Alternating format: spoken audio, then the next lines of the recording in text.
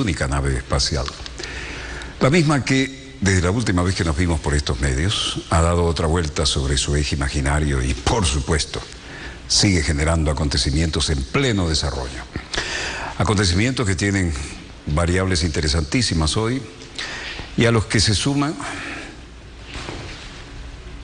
un tratamiento tal vez diferente de lo que han visto en otras cadenas y en otros programas sobre los dramáticos acontecimientos que están ocurriendo en Estados Unidos después de la evidente represión contra ciudadanos negros, ¿no? Pero hoy vamos a recordar cuántas veces hablamos de la península de Crimea, ¿no? Sebastopol, punto estratégico y puerto estratégico, se suma a la importancia histórica de Crimea, donde ya en 1853-54 peleaban los imperios occidentales contra las áreas de influencia de la Moscú de los zares. Parece que volvemos por las mismas, pero con diferentes armamentos y diferentes argumentos, ¿no? Cualquiera sea el caso, es mejor plantearlo a través de los acontecimientos en pleno desarrollo, porque son los testigos, los protagonistas, los que nos dan la pauta de lo que, como si fuera la actualización de algunos choques de imperios de aquella época, se repiten ahora, ¿no? Y acá tenemos una muestra.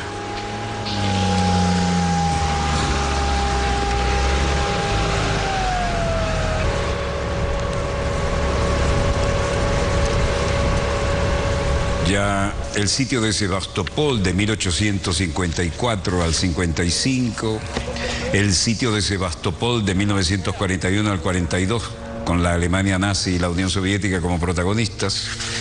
Cede terreno ahora en esas latitudes a la OTAN, que estima que misiles rusos en Crimea amenazan a todo el Mar Negro.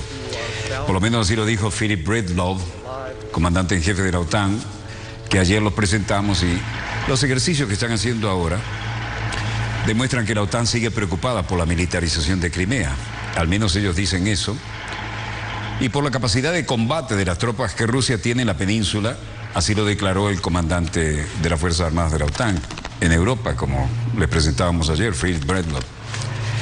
Es algo que nos preocupa, ya que los misiles de crucero, los sistemas de defensa antiaérea y otros equipamientos en Crimea demuestran que son capaces de alterar la situación militar en la zona del Mar Negro, dijo. Mientras tanto, los que alteraban el equilibrio eran los que mostraban todos los tanques y todas las unidades que tenían. Pero el hombre volvió por su fuero como le corresponde a un jefe. Vehículos blindados de Estados Unidos se acumulan en Europa cerca de Rusia. Lo habíamos mostrado el lunes. Y hoy el comandante de las fuerzas del ejército de los Estados Unidos en Europa, el teniente general Ben Hodges, decía: las fuerzas del ejército de Estados Unidos estarán aquí en Lituania, así como en Estonia, Letonia y Polonia, durante el tiempo que se requiera para disuadir la agresión de Rusia y para asegurar a nuestros aliados. Hemos planeado rotaciones a cabo hasta el próximo año. Las unidades que se designen van a seguir aquí. Ellos, se refería a Rusia, sin duda tienen la capacidad de hacer eso. No puedo hacer un juicio sobre la base de lo que se acerca a una intención, sino que han demostrado la capacidad y han posicionado sus fuerzas para hacer hecho de que la capacidad de hacer eso la tienen, ¿no?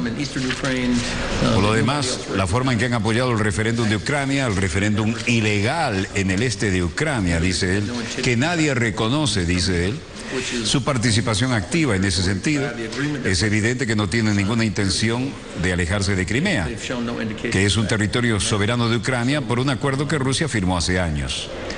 No han mostrado ninguna indicación de apoyar eso y por lo tanto las capacidades las tienen allí. El número de grupos de trabajo, grupos de tarea, de batallones están ahí, pero no puedo hacer una evaluación sobre su intención todavía. Lo que sí puedo, le faltó decir, es mover mis blindados para demostrar lo expuesto que estamos a cualquier evento, ¿no?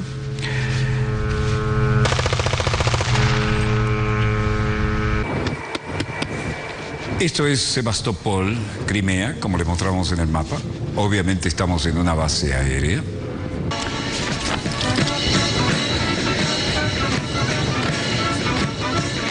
Y ahí están las banderas de Rusia y de la aviación rusa de primera línea. Y por supuesto se presentan los aviones de primera línea de la aviación rusa, como los que tenemos en la República Bolivariana de Venezuela, ni más ni menos.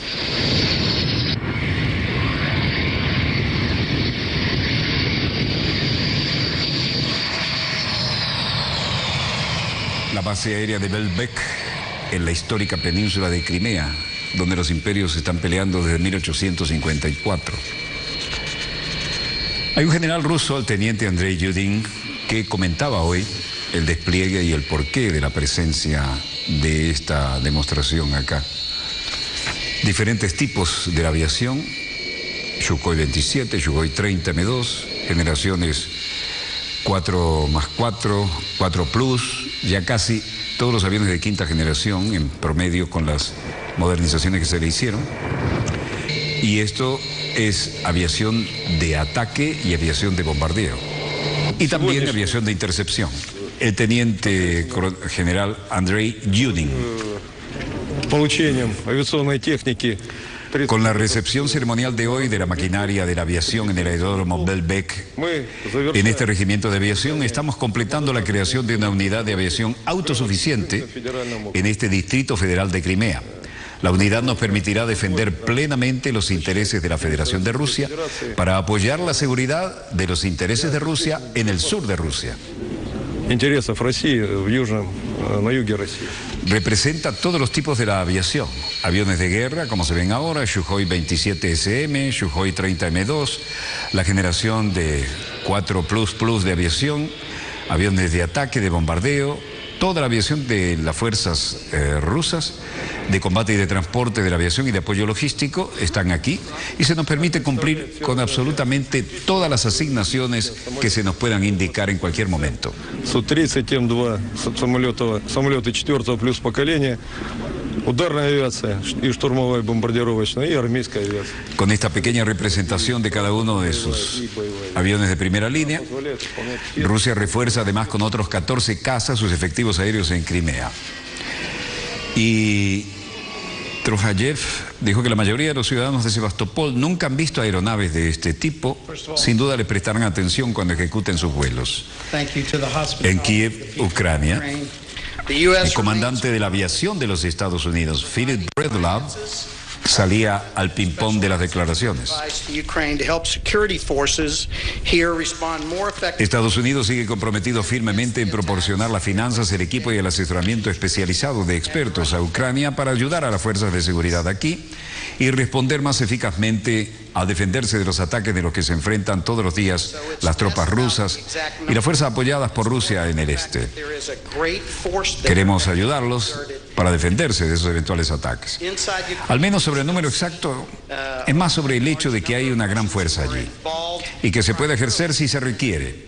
En el interior de Ucrania todavía vemos un gran número de rusos que se dedican principalmente a la capacitación, asesoramiento, asistencia y a la ayuda a las fuerzas apoyadas por Rusia en el este. Nosotros no vemos formaciones de combate, pero vemos las tropas que están allí específicamente para obtener una columna vertebral, una orientación e información para el uso respaldados por las fuerzas del este. A otra pregunta, en una muy especializada rueda de prensa, dijo: lo que yo diría es que seguimos buscando a los requisitos aquí en Ucrania, seguimos asesorándonos y nada en este momento está fuera de la mesa. En nuestras consideraciones estamos observando todos los aspectos de este teatro de operaciones, tenemos puesto la mirada en todo.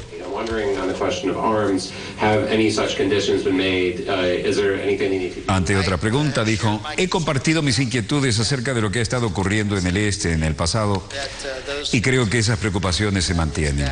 Y es que a través del nuevo abastecimiento y el nuevo reabastecimiento de armas, capacidades y materiales, e incluso de construcción en el este que hemos visto a través de la última semana, que hacen las fuerzas apoyadas por Rusia en el este y son capaces y pueden estar presionando por tierras adicionales a lo largo de la línea de contacto.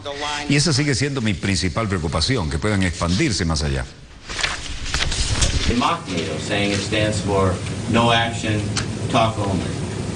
What do you think they're And these convoys continue without involvement of the Ukrainians and without the approval of the Ukrainians. Estos convoyes continuarán sin la participación de los ucranianos y sin la aprobación de los ucranianos, y de hecho tenemos la mayor idea de lo que hay en esos convoyes, ya que no están involucrados con ellos. Me gustaría ofrecer a usted que en este pasado reciente, como hemos visto, más y más convoyes llegan a las zonas orientales. Hemos visto trasladar más y más artillería, vertiendo fuerzas ucranianas. No puedo dibujar las líneas directas, pero esta es una observación que tenemos y no quiero entrar en detalles. A otra pregunta dijo, en segundo lugar, nos preocupa que las capacidades en Crimea que se están instalando traerán efecto a casi todo el Mar Negro, y esto es motivo de preocupación. Misiles de crucero, misiles de defensa costera, misiles tierra-aire y otras capacidades que cambian la situación en el terreno de ejercer influencia militar rusa sobre el Mar Negro.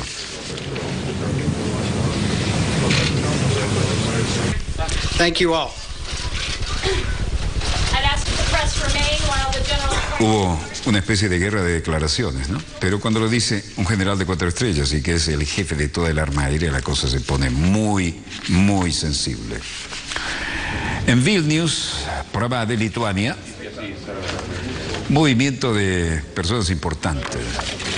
Jošas Olekas, ministro de Defensa, y el ministro de Defensa de Lituania, Jošas Olekas, decía, mientras era trasladado después de una visita muy importante, deberíamos discutir, porque teníamos la discusión en el Parlamento, 2 comités de acuerdo, y hablábamos de cómo apoyar con municiones y armamentos, y deberíamos discutir con todos nosotros.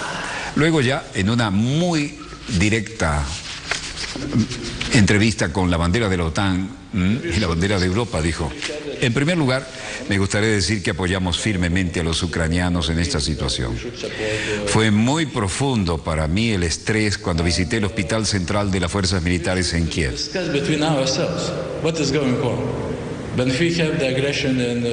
He visto las lesiones, los hombres jóvenes con piernas amputadas, los brazos, las lesiones en otras partes del cuerpo, y creo que debemos ser más activos para apoyarlos, incluyendo la discusión sobre armamentos y municiones. Hemos tenido ya esta discusión y hemos acordado que vamos a comprobar lo que necesitan y vamos a comprobar que podemos enviar por ellos, y luego nos encontraremos con una conclusión final de lo que podemos hacer y cómo podemos apoyar.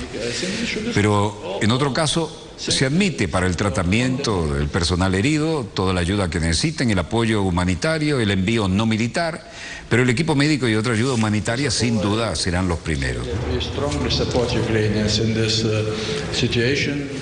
En suma, Lituania dice que va a proporcionar armamento a Ucrania para luchar contra los prorrusos, como si no hubiera complicaciones ya en el terreno, y los países de la OTAN se han mostrado reacios a propiciar ayuda armamenticia a Ucrania para luchar contra los bien equipados rebeldes, para no provocar a Rusia, aunque Estados Unidos sí ha apoyado al país con equipamiento militar no letal. Pero Lituania, que la semana pasada abrió su propia terminal de gas natural licuado para defenderse del corte de las exportaciones rusas, está tomando una postura bastante agresiva contra Rusia. Todos los asuntos deben estar sobre la mesa. Hemos acordado con Ucrania que estudiará qué material necesitan y nosotros qué podemos enviar para llegar a una conclusión final, ha afirmado Olekas, al ser preguntado en esta entrevista por la ayuda de qué tipo y hasta dónde enviarían a Ucrania. For the treatment of injured personnel, support by humanitarian. En suma, durante una visita a Kiev realizada esta semana, el presidente lituano, la señora Dalia Grybauskaitė, y el ucraniano Petro Poroshenko anunciaron en rueda de prensa conjunta que mostramos en su momento que Lituania enviaría ayuda militar a Ucrania, y aquí el ministro la confirma.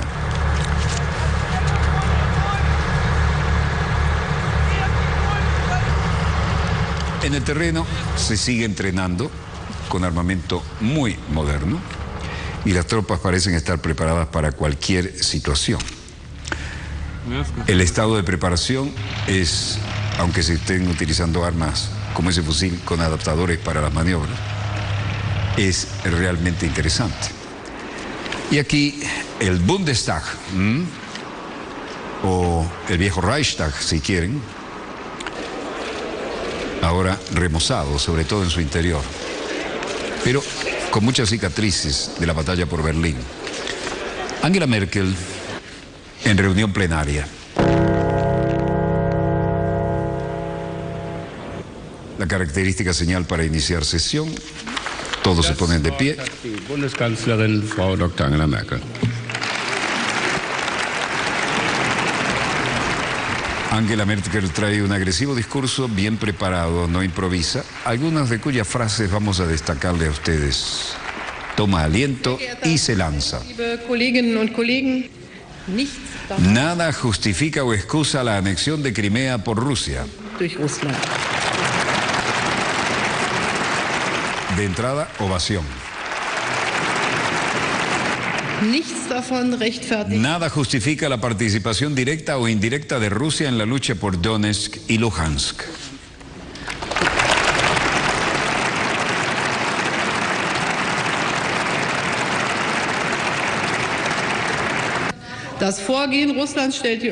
Rusia está cuestionando el orden pacífico de Europa y se está pisoteando el derecho internacional.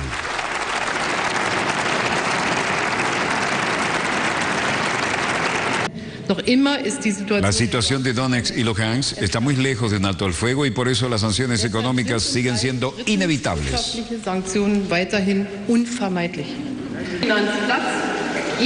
Se refería a las sanciones a Rusia, ¿no? Nuestros esfuerzos para superar esta crisis requerirá paciencia, capacidad y resistencia.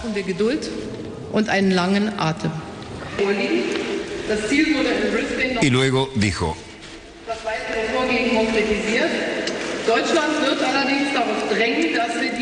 el gobierno alemán apoya en principio el paquete presentado por el presidente de la Comisión, Jean-Claude Juncker, con el que la Comisión Europea y el Banco Europeo de Inversiones se movilizarán con inversiones adicionales de unos 300 millones de euros. En suma, dijo, mantener las sanciones a Rusia es inevitable. En Rusia, Vladimir Vladimirovich Putin se reunía en Sochi con el alto mando y también respondía leyendo, no improvisando. Rusia no va a involucrarse en juegos geopolíticos ni en conflictos, ni en ninguna intriga o conflicto en el que quieran involucrarnos, declaró Vladimir Putin en esta reunión dedicada al desarrollo de las Fuerzas Armadas. El jefe del Estado hizo hincapié en la necesidad de garantizar la protección de la soberanía y la integridad de la Federación de Rusia y de sus aliados, y dijo: al mismo tiempo es indispensable para salvaguardar firmemente la soberanía y la integridad de Rusia y la seguridad de nuestros aliados, actuar como lo hemos estado haciendo. Se prestará especial atención a la necesidad de un enfoque integral y de la unificación de todos los organismos estatales a la hora de solucionar problemas del ámbito de la defensa. Esto está muy interesante. París. Y estamos con Abdel Fattah al-Sisi, presidente egipcio. Le recibe el ministro de Finanzas, Michel Sapin, y estamos en el histórico Hospital de los Inválidos.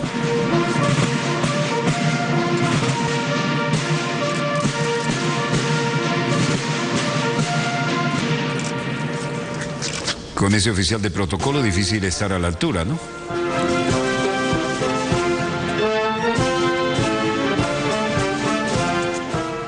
El presidente egipcio Abdel Fattah al-Sisi fue recibido hoy con honores militares antes de una reunión con el presidente François Hollande. Asistió a la ceremonia militar con el ministro de Finanzas de Francia, Michel Sapin, en el Monumento a los Inválidos, donde está enterrado Napoleón Bonaparte. Se espera que Libia y la crisis regional encabezada por la agenda esté en la reunión entre Hollande y Sisi.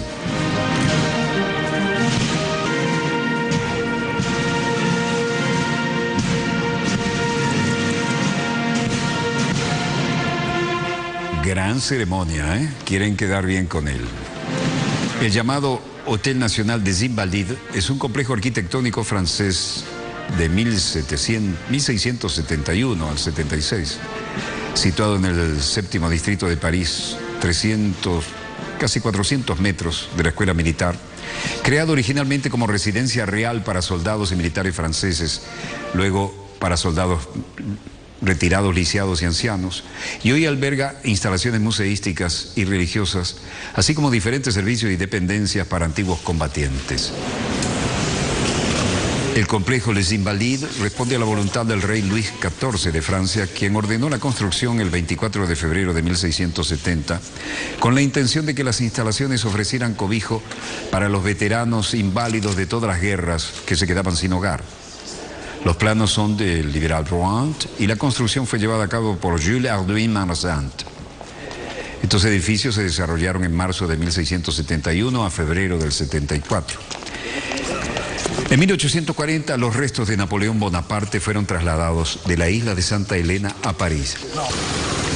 Y por iniciativa del rey Luis Felipe de Francia depositados en Les Invalides.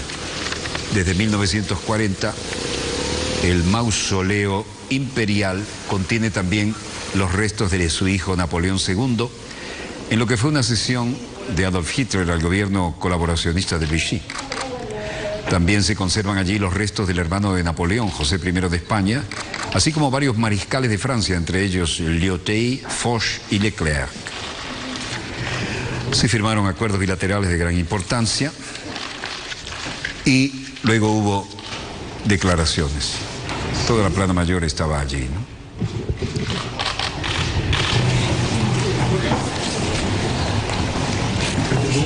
Después del intercambio discreto, algunas declaraciones para la prensa. Ponerse de acuerdo de última hora en ciertos temas, en ciertas referencias al protocolo, y luego viene la rueda de prensa, y tú ya sabes, ¿no?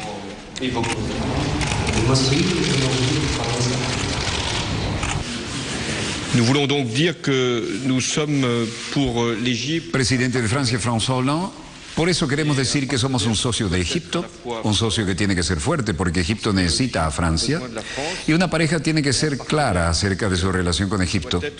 Queremos que el proceso continúe, el proceso de la transición democrática, que se respete el plan de trabajo y que permita que Egipto siga teniendo éxito. De transition démocratique qui respecte la feuille de route et permettant pleinement la réussite de l'Égypte. Abdel Fattah al-Sisi dijo: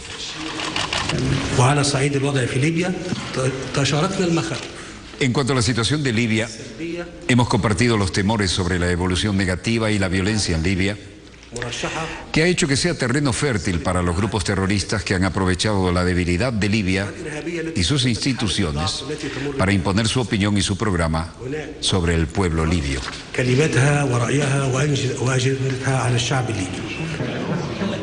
Se salió hacia otro tema y dijo: sostuve una reunión con los agentes de viajes hoy. Me preguntaron si había alguna razón para los franceses de tener miedo a viajar a Egipto. Pero no entiendo que los egipcios, como todos, no entendemos esto. Y todos de Francia o de cualquier país es bienvenido, como siempre que tenga una visa y que están a salvo en nuestro país. Y tenemos la responsabilidad de protegerlos a todos.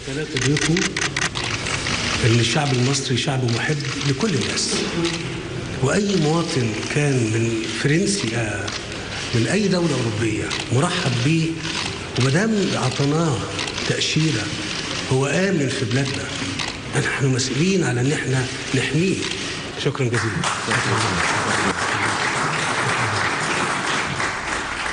En París hay una vieja cuenta pendiente 3 años después del arrollamiento de Ley Zeitouni, 22 años, fisioterapeuta. Aquí sus padres hablan de los parientes de Ley Zeitouni, ¿no? Isaac Zeitouni y Kate Zeitouni. Creo que estas personas tienen que ser aisladas, en serio, y espero que la Corte mañana pueda ver eso y ver los malos que son. No solo en lo que respecta a nuestro accidente, y creo que la Corte es capaz de ver eso. Cuando se den cuenta de que actuarán, van a tomar las decisiones en consecuencia, y espero que se castigue tan severamente como sea posible. Esto es un caso típico de alguien que atropella a alguien y huye. Pero esto ocurrió vinculando a Israel en el tema y se está ventilando también en París.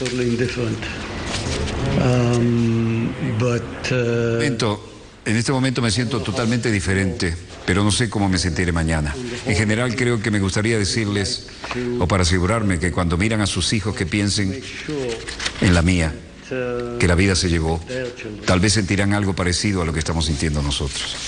Lisa Ituni, estudiante de fisioterapia de 29 años de edad, fue asesinada en septiembre de 2011, después de ser golpeada por un vehículo en que iban 2 hombres en sus 30 años, que de inmediato salieron corriendo, no prestaron ayuda y se tomaron el primer vuelo a París. Y este es un tema que se vincula, porque el hecho ocurrió en Israel, entre Israel y Francia. Francia no extradita a sus propios ciudadanos y la disputa sobre qué hacer con los presuntos asesinos ha empeorado las relaciones hechas tensas ya por el apoyo de Francia al Estado palestino. On aborde cette dernière ligne droite avec un esprit de confiance à l'égard de la justice française, du public français. El abogado de los padres de Lisa Ituni, Gilles William Goldnadel, dice: creo que empezamos en la última línea en un espíritu de confianza por parte de la opinión pública francesa y de la justicia francesa. La serenidad no es la palabra concreta en relación a esta tragedia, pero en cualquier caso tenemos la sensación de que el archivo legal habla por sí mismo y también es abrumador. ¿Van o no van a actuar en esto? Pero Francia no puede, por ley, extraditar a sus ciudadanos por delitos cometidos en otros países. Y esta gente arrolló a una joven en Israel, salieron corriendo y se tomaron el primer avión hacia París. Y ahora estamos viendo las consecuencias de lo que se barrió bajo la alfombra, ¿no? Veamos cómo está la situación en los mercados. El precio del crudo venezolano estable a $68.97. El precio de la cesta OPEP baja a $74.28. En igual tendencia al West Texas, $74.45. El Brent del Mar del Norte, $78.53, todo a la baja. El precio del oro también baja, 1.198 redondos la onza Troy. El precio del café, 194,08 a la baja. El precio del cobre, 6.696 la tonelada a la baja. El precio del níquel sube, bien por nuestros productores, 16.455 la tonelada. Y la soja baja, 384,98 la tonelada. El euro sigue impávido a 1,24 frente a la divisa estadounidense. Bueno, lo que veo en los satélites no es diferente a lo que les hemos mostrado ni lo que les vamos a mostrar en el segundo bloque, de manera que las cosas siguen sin necesidad de modificar nuestra pauta. Breve corte y volvemos con más acontecimientos en pleno desarrollo. Ya volvemos.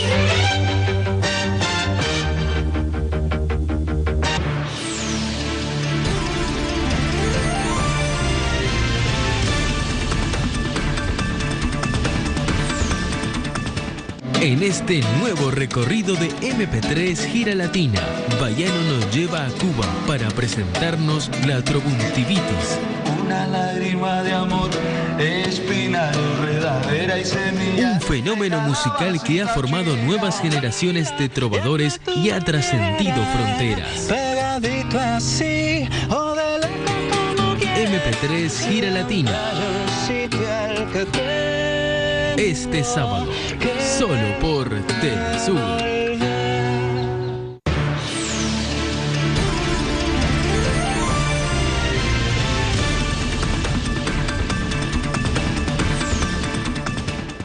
Volvemos con más acontecimientos en pleno desarrollo y imposible no referirnos a lo que está ocurriendo de costa a costa prácticamente en los Estados Unidos de Norteamérica. A partir de los acontecimientos de Ohio, ¿no? Esos disparos que en mala hora le dio un policía blanco a un joven negro están haciendo que las reverberancias vayan de costa a costa en un país donde en el siglo XXI aún no tiene resuelto la convivencia de la gente de raza blanca privilegiada con la gente de raza negra que no siempre está en los mismos niveles. Y por más que se diga que se ha progresado, ¿por qué se está incendiando socialmente de un extremo al otro, del Atlántico al Pacífico? Esos son problemas latentes que no han sido solucionados. Prestenle atención a esto, ¿no? Van a ver acá un niño de 12 años jugando con una pistola de plástico que le apunta a la gente. Aquí está. Viene la gente, aquí está borrada la imagen. saca la pistola de plástico y les apunta. Saca la pistola, 12 años, saca la pistola de plástico y les apunta. Claro, hay algunas pistolas de plástico que se parecen demasiado a las de verdad, hay que decirlo, ¿no? Pero es un niño de 12 años que tiene un problema. Está jugando con una pistola que se parece a una de verdad, pero además tiene otro problema grave, es negro. Avisan a la policía, viene la policía y sin siquiera hablarle, antes de bajarse del carro, le dispara y lo mata. Y sale inmediatamente ese a refugiarse atrás en la capota, en el baúl, y el otro armado también va. Ahora, ¿qué es lo que se puede inferir de esto? Escuchemos. El niño tiene una pistola de plástico. Baja el policía y ni siquiera le dice alto, nada, bajándose y disparándole. ¿Hubiera hecho lo mismo si fuera un joven blanco? No lo sabemos, pero es interesante la grabación de la llamada que hicieron a la policía para este operativo. Y aquí todavía está el niño con su pistolita de plástico. 12 años, véanlo de nuevo. Se bajan y ni siquiera hay un diálogo. Ping, pong, listo. Interesante, ¿no? Siempre hay una cámara en cualquier lugar y esa cámara siempre puede encontrar una conexión. El niño tenía una pistolita y la tenía aquí, ni siquiera la había sacado. Amaga a sacarla, tal vez iba a decir, miren, esto es de juguete, ¿qué pasa? Pum, pam, lo dejan seco. Ahí empieza todo el dramón que se está realizando ahora y que está en pleno desarrollo. Y las explicaciones que vinieron después no convencen a nadie. Al menos no convence a nadie de la comunidad negra, ¿no? Vean que quien le disparó todavía se protege detrás de la maleta del carro. Calvin Williams, jefe de policía de Cleveland. Teniendo en cuenta que este incidente involucró a un niño de 12 años y hemos hecho algunas cosas durante este tiempo y estas investigaciones, cosas que normalmente no hemos hecho en el pasado. Hemos cuidado, hemos hablado con la familia, nos hemos puesto de acuerdo y su representante en varias ocasiones. Hemos considerado sus deseos en cuanto al camino que hemos tomado, en cuanto a la liberación de pruebas de video y de audio. Video and audio evidence. Otro jefe policial dice, este no es un esfuerzo para exonerar a nadie, no es un esfuerzo para mostrar al público que nadie haya hecho nada malo. Se trata de un trágico suceso obvio. No estamos tratando de exonerar ni exculpar a nadie. Un joven miembro de nuestra comunidad perdió la vida y tenemos 2 agentes en la sociedad protegiendo al público y haciendo algo que nadie quiere hacer. Out there protecting the public that just had to, do something that nobody wants to do. Escuchen la llamada. Estoy sentada en la calle en el parque y el número de emergencia. ¿Cuál es el nombre del parque? Cudell. Sí, el chico sigue sacando una pistola de su pantalón. Probablemente es falsa, pero usted sabe, está asustando. ¿Qué era, jovencita? Tiene un sombrero de camuflaje. ¿Es blanco o es negro? Tiene un sombrero gris con mangas negras y pantalones grises. ¿Pero es blanco o es negro? Disculpa, ¿es blanco o es negro? Negro, dice la jovencita. Era más importante saber de qué raza era, si la pistolita era de plástico, como dijo quien hizo la llamada, ¿no? Luego aparece un policía no identificado, despachador, que dice... 1900 West Boulevard, en el parque por el centro de la juventud, hay un hombre negro detrás de los columpios, es un niño de 12 años. Está llevando un sombrero de camuflaje, una chaqueta gris con mangas negras, así que sigue sacando un arma de su pantalón y le apunta a la gente. Radio, disparos, hombre caído, negro, masculino, tal vez 20 años. Revólver negro, arma en mano, estoy enviando y ahí se vuelve inaudible. Vean, otra vez. Se baja. Pum, pam. Niño de 12 años, no un joven de 20. Se baja el otro armado y este se refugia detrás de protocolo de seguridad, ¿no? Detrás de la patrulla. Así empezó todo. Muy bien. Las imágenes no mienten. Un niño de... Hubo una serie de incidentes hoy realmente dramáticos, ¿no? Por ejemplo, un niño de 3 años mató a su propia madre de un disparo en la cabeza en Oklahoma. 3 años. Hasta los niños de 3 años pueden tener acceso a un arma, de verdad, porque este que fue masacrado aquí tenía una pistolita de plástico, ¿no? Claro que hay pistolas de plástico que se parecen muchísimo, parecen facsímiles, ¿no? Pero vean esto, ese niño que va allí, 3 años, acaba de matar a su madre con una pistola. La pistola seguramente de la madre, que era un oficial de la reserva de la Armada. Christina Engel, de 26 años, podría haberse dejado su arma semiautomática al alcance del menor, el cual había tomado ella y la había disparado por accidente. La mujer estaba planchando ropa, pertenecía a la reserva de la Marina de Estados Unidos y en el momento del fatal accidente nadie más estaba en casa. El cuerpo de Engel fue llegado por la abuela de los niños cuando volvió a la casa en Tulsa, Oklahoma. Engel fue trasladado al hospital en condiciones críticas, pero acabó falleciendo poco después. Ese era el nombre de la madre. El marido de Brian Engel, un camionero que estaba trabajando en el momento del accidente, volvió nada más enterarse de los hechos y solo pudo confirmar la muerte de su mujer. Ahí llevan ese niño de 3 añitos que mató a su mamá mientras ésta planchaba. En todos lados hay un arma en Estados Unidos, ¿no? El sargento de la policía, Dave Walker, confirmó que la madre fue disparada mientras cambiaba el pañal a su hija después de plancharlo. Mientras que el pequeño se lo llevaban para ser de alguna manera investigado por lo sucedido por los especialistas. No sé cómo se investiga a un niño de esa edad, ¿no? El sargento de la policía, Dave Walker, confirmó que la madre fue objeto del disparo mientras cambiaba los pañales a su hija. Vean esto. Condado de San Luis, Missouri. Agentes de FBI heridos. Portavoz dijo que 2 agentes especiales recibieron disparos en el condado de San Luis en el incidente que no está relacionado directamente con las protestas de Ferguson. Rebecca Wu, portavoz de la división del FBI en San Luis, dijo que los agentes actuaban como refuerzo de la policía en la universidad en la ejecución de una orden de arresto a las 2:53 de la madrugada del miércoles, hora local. Un agente recibió un disparo en un hombro y el otro en una pierna. Wu dijo que la vida de ninguno de los dos corría peligro.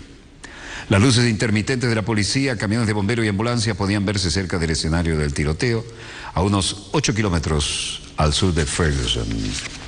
¿Qué pasa en ese país? Bueno, les diré algo. Uno de los más poderosos, lo hemos dicho tantas veces aquí, uno de los más poderosos lobbies, grupos de presión de Estados Unidos, es el de los fabricantes de armamento. Y no hay un representante ni un senador que se vaya a dar un tiro en un pie yendo contra ellos. ¿Por qué? Porque está en la Constitución, derecho a portar armas, pero además dan mucho dinero para las campañas electorales. Hay mucho que puede hacer en favor de las relaciones un lobby. Y los lobbies son legales, están autorizados, hay que registrarse. Y los lobbies sirven para todo. Bueno, mujer arrollada por protestas también. Es decir, carro atropelló a varios que protestaban aquí en Minneapolis. Salieron a la calle luego de que el policía Darren Wilson, responsable de la muerte del joven Michael Brown, quedara absuelto de la responsabilidad de homicidio.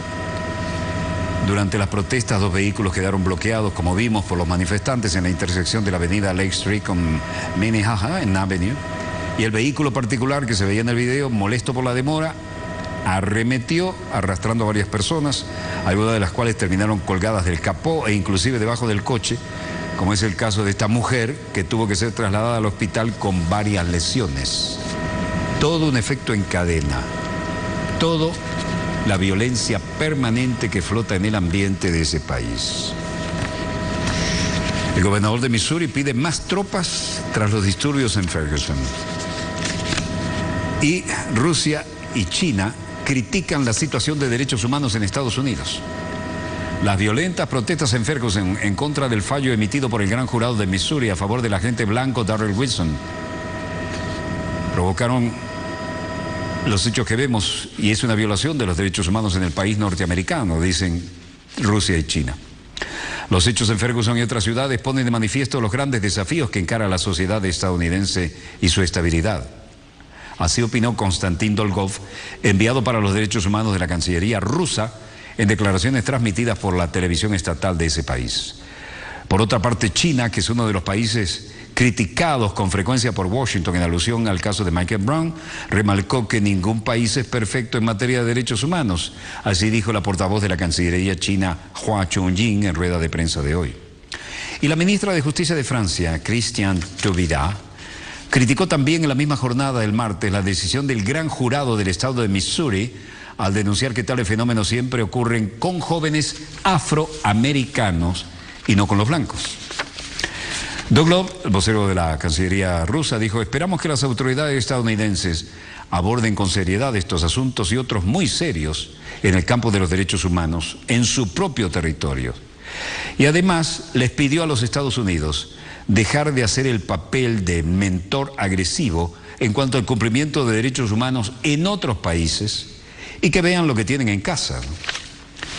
Bueno, el gobernador de Missouri pide más tropas tras los disturbios en Ferguson. Los abogados de la familia de Michael Brown, el joven de 18 años que fue abatido a tiros por el oficial Darren Wilson, 18 no, 12, ahí se llevan a otro.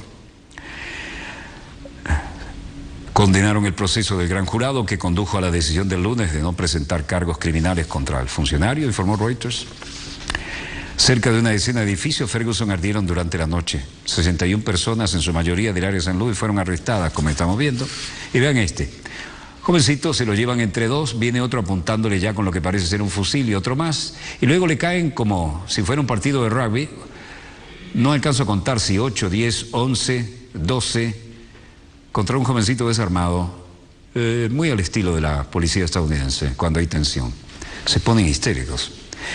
El caso puso de manifiesto la tensa naturaleza que tiene a veces las relaciones raciales en Estados Unidos, y la decisión del gran jurado del condado de San Luis también provocó protestas en otras grandes ciudades del país. Ahí se lo llevan a lo que queda de él. La gente que salió de las calles de Ferguson pareció hacer oídos sordos a las peticiones de contención, de tranquilidad, hechas por el presidente Barack Obama y otras autoridades.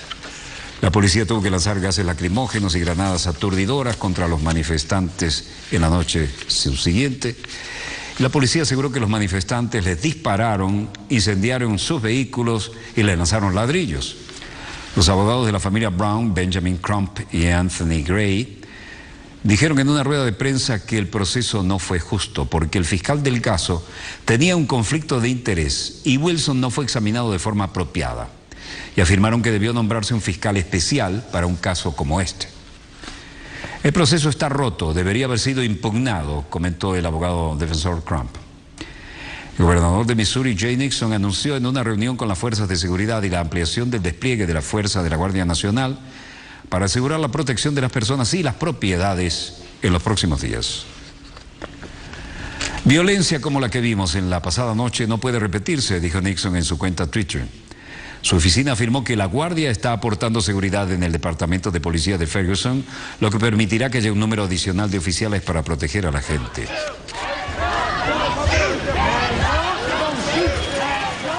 También esto ocurrió en Nueva York.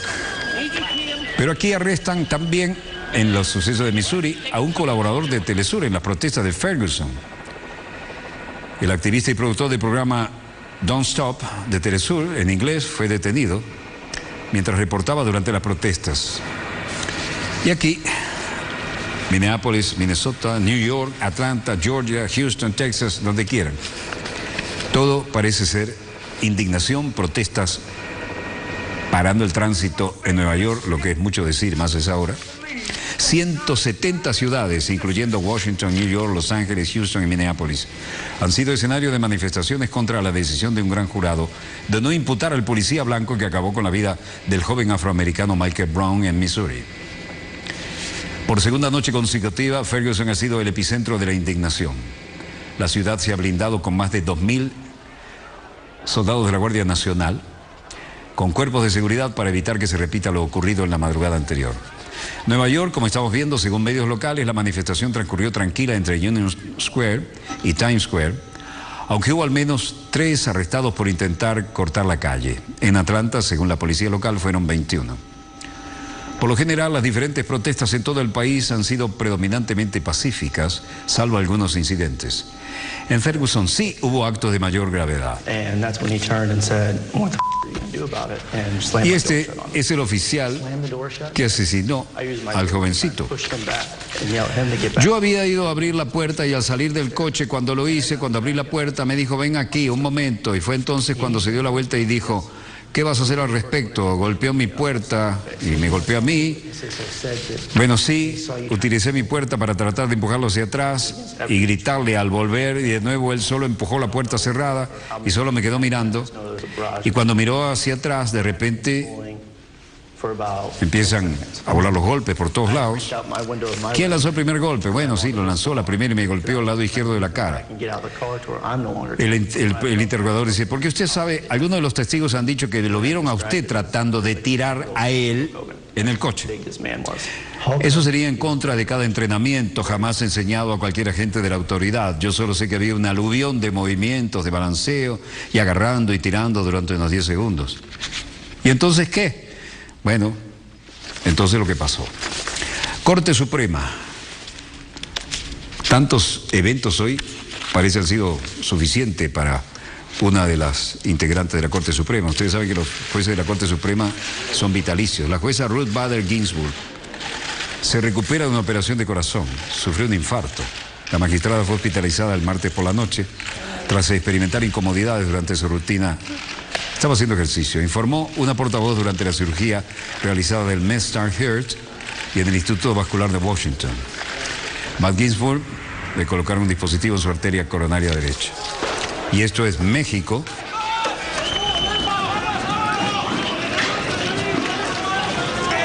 El rostro indignado de México a 2 meses de la desaparición de los 43 estudiantes de Ayotzinapa. Las explicaciones dan vergüenza. Y las que da el gobierno no son mejores. A perjudicar o a desviar el sentido de esta movilización. Ha quedado atrás el país del Pacto por México, firmado por todas las fuerzas políticas del Congreso el primer día del gobierno de Peña en diciembre de 2012.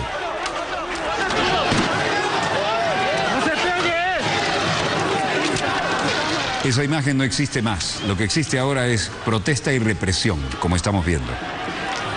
Y los que protestan no se cansan y no paran.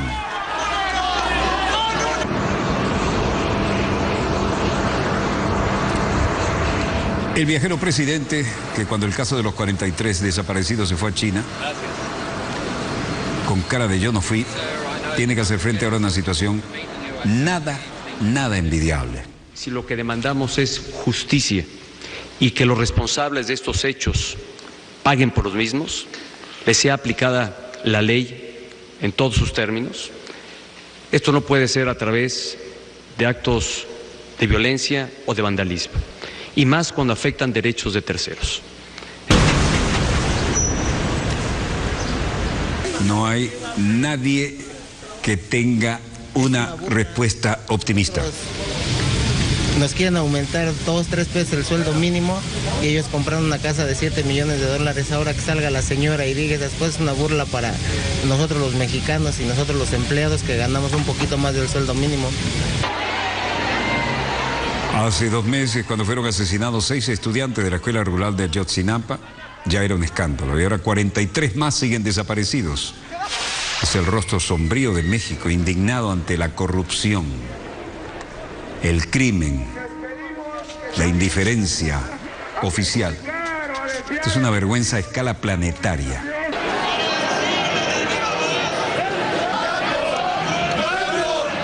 La juventud reacciona ante tanta... Mejor no calificamos.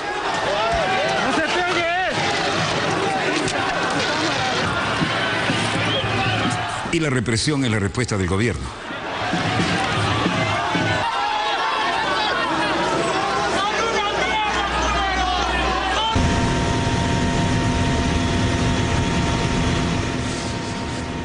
Perú, el tema de la droga, Valle del Río Apurímac, comandante general César Astudillo. Una avioneta con matrícula boliviana se estrella en Perú. ¿Con cuánto? 356 kilos de cocaína. Con la prueba de campo expuesta para arriba. No menos de $400.000 en estas panelas. No se conoce la identidad ni nacionalidad del piloto, aunque se presume se trataba de un ciudadano boliviano, según se informó. En estos momentos está en pleno proceso de investigación y en la nave se han encontrado celulares, equipos satelitales, localizadores por satélite, GPS, entre otros equipos. Toda esta información, dijeron las autoridades, para nosotros es valiosa a fin de poder hacer una buena indagación. Así lo dijo el jefe de la Dirección de Antidrogas, Vicente Romero. Mi-25 se encontró en el aire con una avioneta que transportaba droga. Esta avioneta, al hacer maniobras evasivas para evadir la custodia o la persecución del helicóptero, realizó unas maniobras evasivas temerarias, terminando impactado en una elevación de la frondosa selva. Así lo explica el general César Astudillo, refiriéndose al MiG-25 que hizo la intercepción al avión que transportaba drogas. Que podría haber quedado en la avioneta, encontrándose el cadáver del piloto, ¿no? Y asimismo toda el alcaloide de cocaína que ustedes pueden ver en esta presentación. Aproximadamente ustedes están apreciando 356 kilos de alcaloide de cocaína.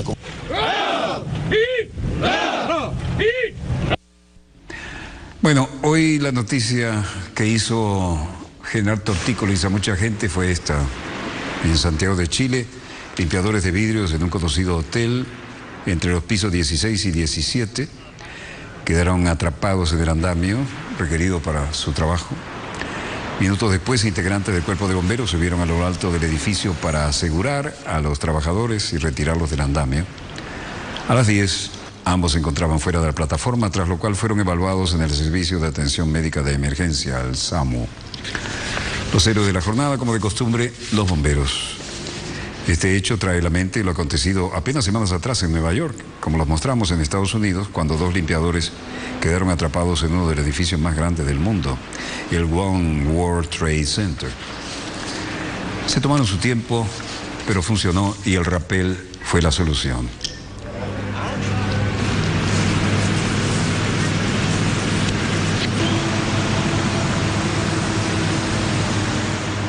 Las miradas ante lo que pudo haber sido una tragedia en ciernes. La gente tuvo un buen rato de tortícolis, pero la cosa funcionó. Vean el tremendo rappel, ¿no?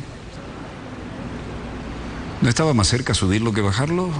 Bueno, no nos metemos con la técnica de los bomberos. Madrid, España. Renuncia la ministra de Sanidad de España por caso de corrupción. Ana Mató dimitió hoy después que el juez que ha investigado el caso Gürtel, una de las mayores redes de corrupción en la historia de España, la acusara de haberse lucrado con los negocios ilícitos de su ex marido, uno de los presuntos implicados en la trama.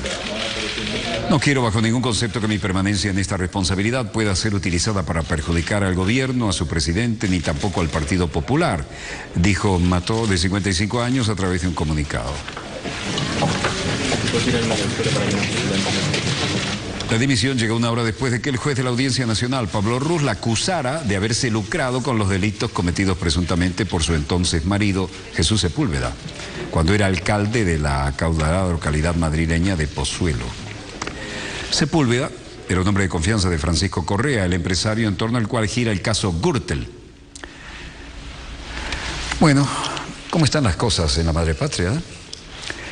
Cualquiera sea el caso, hoy no había mucho de análisis en esto, pero nos muestra cómo están los diferentes estratos de las sociedades.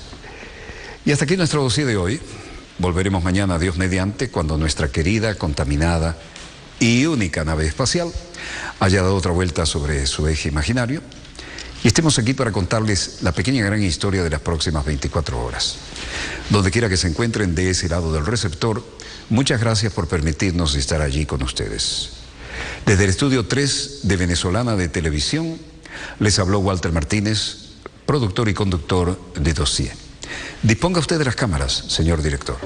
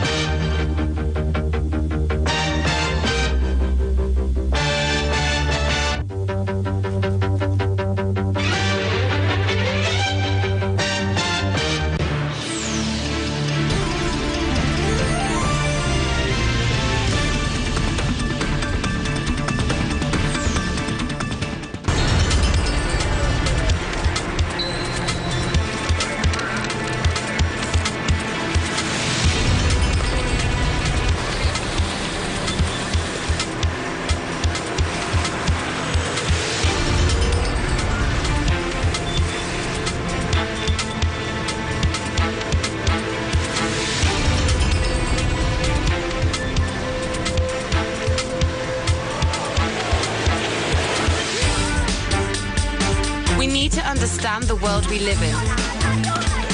We require news with critical points of view, thorough analysis and social commitment.